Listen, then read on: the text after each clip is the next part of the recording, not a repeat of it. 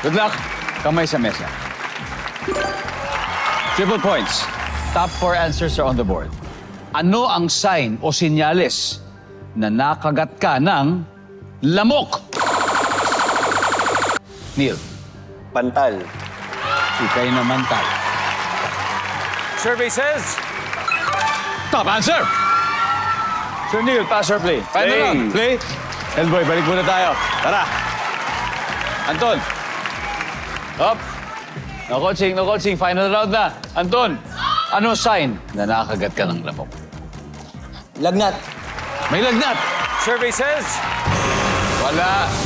Sir Roy, ano po ang sign na nakagat ka ng lamok? Ano po kaya to? Kailan. Team Lance, huddle na kayo. Sean, sign na nakagat ka ng lamok. Makate. Iyon! Obvious! Makate! Dalawa pa, Kuya Neil. Ingat lang ha. Dalawang strike na to. Oo nga eh. Tapos 237. Ano ang sign na nakagat ka ng lamok? Namumula. Yun. Perfect. Namumula! Yun. Ano lang, Anton. Kung nakuha mo to, Anton, panalo na kayo.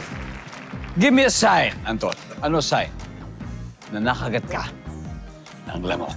Naiinit? Init? Like fever? Parang masama yung pakiramdam mo. Masama yung pakiramdam. Nag-init. Mainit. Okay. Mainit. Temperature. Uminit ang temperature. Survey, nandiyan ba yan? Okay.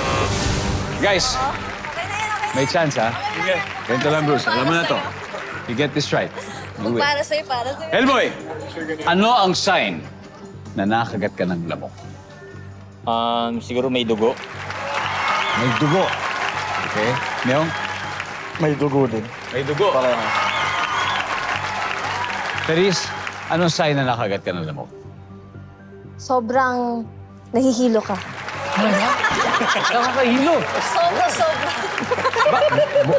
Nabuntis ng lamok. Yes. Morning sickness.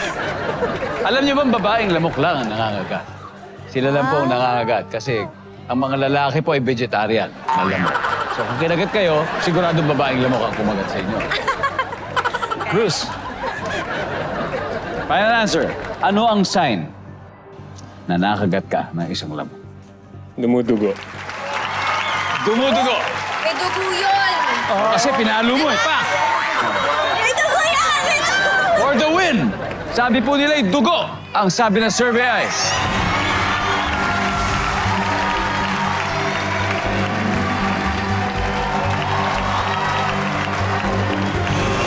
Wala!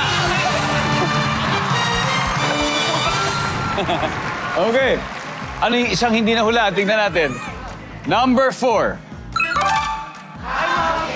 Mahapde. Ang ating final score, Team Makmak, 436 points. Team Lance, 84 points. Guys, maraming salamat. Maraming salamat. Maraming salamat. Please. Thank you so much. Thank you.